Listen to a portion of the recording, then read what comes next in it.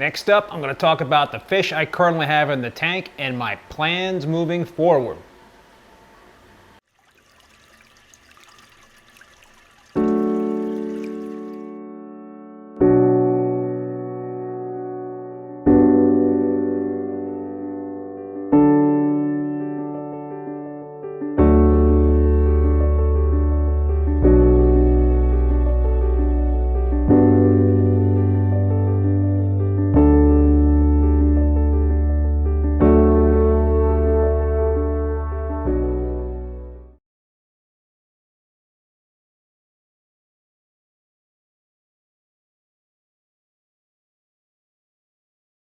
All right, so as you can see, I've got a good amount of fish in the tank right now. The tank is a little over 3 months old, and after it cycled in about a week, I added my first 4 fish, which were these green chromis. So I added the 4 green chromis, and I got them. I purchased them from Live Aquarium, and knock on wood, they did great. They all survived.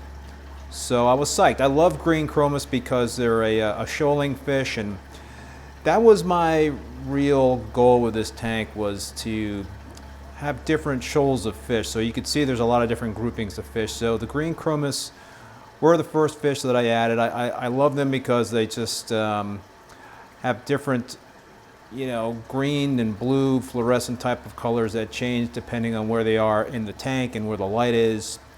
So I've had them in the past. They seem to be really hardy.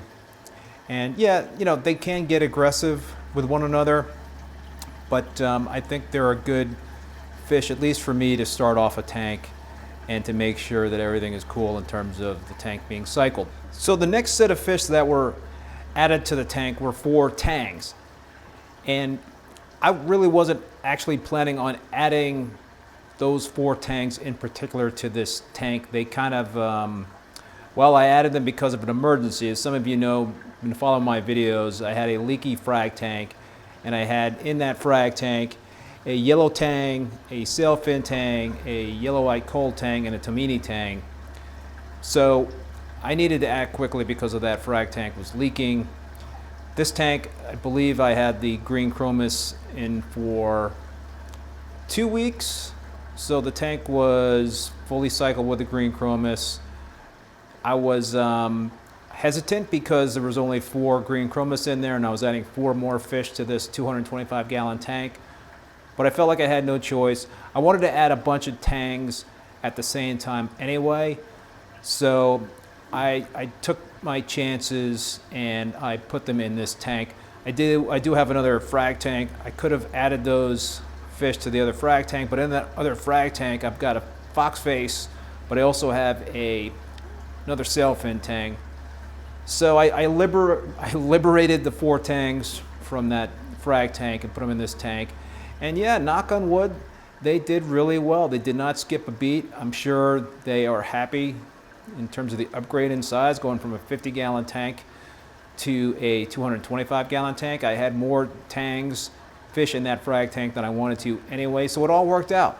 I do think tangs are a great addition to a reef tank. They're herbivores, so they do an awesome job in terms of keeping certain types of problematic algae in check. They're grazers, and they are a great addition, I think, to any reef tank. The next set of fish that I added to the tank, I believe it was like 2 or 3 weeks after I had added the tangs, were the lyre-tail Anthias.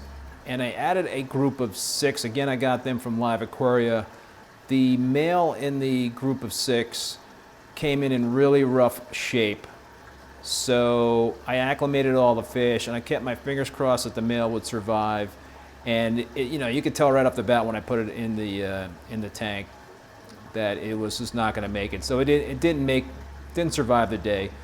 But the 5 females did, and they've been thriving. They've been doing really, really well. And again, it's a shoaling type of fish that I wanted to have in this tank with the open aquascape and have a lot of different groupings of fish. So the next round of additions came last week. And I have had pyramid butterfly fish in the past, and they are reef safe. I love them. They're really, really cool fish, but I found them to be pretty hard to find.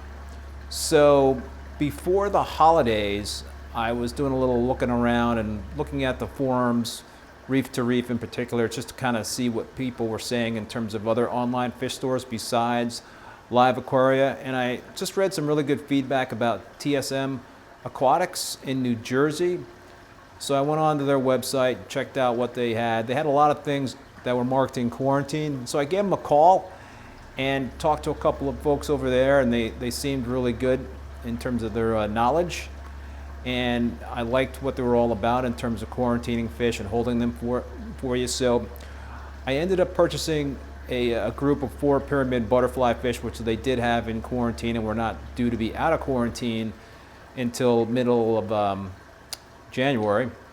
So, but I also really wanted a purple tang in this tank. But I was a little worried about adding that purple tang given the fact that I had 4 other tangs in this tank. And my main concern was the yellow tang and the sailfin tang because they have similar body types to the purple tang. And based on my understanding, the purple tang that I was going to be getting was going to be smaller than all of those tangs, each one of those tangs. Anyway, I got the shipment in, and they arrived in great shape. So I acclimated them all, put the pyramid butterfly fish in and the purple tang in. And really the first couple of hours, the sailfin tang, and I think it was the yellow-eyed coal tang, were hassling the purple tang. It's a gorgeous fish. I love it. I love the size of it. But it hung in there. It was fine. It didn't get nipped or anything. And knock on wood, over the long haul, everything will be hunky-dory. I think this is a large enough tank where all these different fish have, places to roam. There are some hiding spots where they can go into. So I think it's going to work out in the end. The other fish that I added on that exact same day were a pair of flame hawkfish. I've got a pair in my 187-gallon tank. I've had flame hawkfish, I believe, in every one of my reef tanks. I just love them. They're goofy looking. They've got a really cool personality. The pair I have in my 187-gallon tank, I believe, is the first time I've ever had a pair. They have been doing great addition to that tank. So even though I already had a pair in the 187-gallon tank, I wanted to add a pair to this 225-gallon tank. So again, I was a little worried about adding so many fish at once with the bioload that I had in there. But it all worked out. Again, after a week, everybody is doing great. Everybody is eating. There is no sign of any disease or stress. I know a lot of you folks out there, quarantine fish, and it is a great idea, and that is something that I really would like to do, and perhaps I can do in the future. That's the best way to introduce fish to a display tank, is to put them in your own quarantine and make sure they are disease-free. But I didn't have that luxury this time, so I just wanted to get fish from reputable sources. I've had really good luck with Live Aquaria for the most part lately, and I was very happy with TSM Aquatics in New Jersey. So that is the current stock list of fish. There's 20 fish in the tank at this point in time. I have 1 pair of clownfish in my 75-gallon frag tank that I do plan to add to this tank once I start adding corals. I also picked up another pair of clownfish, the Mocha Storm clownfish, and they were a cool pair because one was mocha colored and the other was orange colored. But unfortunately, the orange colored one did not make it, so I just have the one, and that is currently in my 50-gallon frag tank. I would love to try to introduce it to this tank as well, but a couple of things. One, it's really small. I am planning on trying to get another clownfish to pair up with that one. So I've been told that it's possible to have 2 pairs of clownfish in this size tank. If anybody has experience with that, I'd love to see your comments below, so please chime in. But my concern is the amount of flow I have in this tank. It's pretty good flow. It's cranking in here because it's going to be an SPS dominant tank. So there will certainly be a couple spots in the tank where clownfish will be able to host corals, and in the past I've had good luck with clownfish hosting LPS. My clownfish in my 187 gallon tank are hosting some alveoporas. I've had clownfish in the past host hammer corals, even a leather coral. So I would love to have 2 pairs of clownfish in here. I certainly want to have this pair in the tank, but the question is, can I get a second pair in here, and would they be too small? Yeah, just in terms of being able to keep up with the current. So that's it for right now. In the future, I would love to add a regal angelfish, but I want to try to hold off on that until further down the road. My fear with adding a regal angelfish to a very young tank that I plan to have a lot of SPS frags in is that it might have a tendency to nip at those frags versus mature colonies. I'm not going to have a lot of LPS in this tank, so I'm not concerned about that, but that's just my concern again with the regal angelfish. I had a regal angelfish years ago in my 225 gallon tank in Connecticut. It was really the centerpiece of the tank. I want to do that again with this tank, but it's just a matter of timing. Again, if anybody has an experience in terms of regals with SPS and frags, in my experience, the regal that I put in, the tank was already pretty mature in terms of the SPS, so it didn't really go after any of the SPS. It did go after some of the LPS, including some zoanthids. So that is the plan of attack. Other than the regal angelfish, I don't have plans to add a ton more fish. I just really wanted to get a good amount of fish in here at the beginning because I wanted to dirty up the tank, so to speak.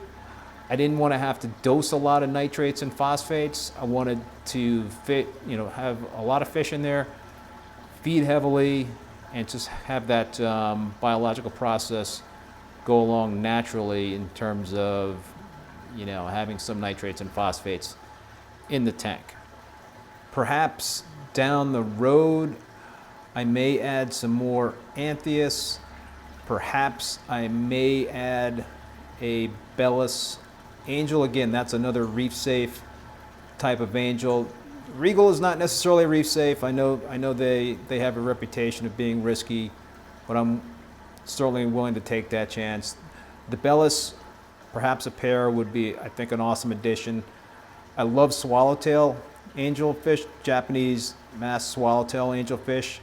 I haven't had a lot of luck with those in terms of I've added a couple of different occasions on my tanks. I've added 3 females, hoping that one of those females would go male, and I did that recently on the 187 gallon tank, but that plan backfired when the larger female of the trio killed the smallest female of the trio.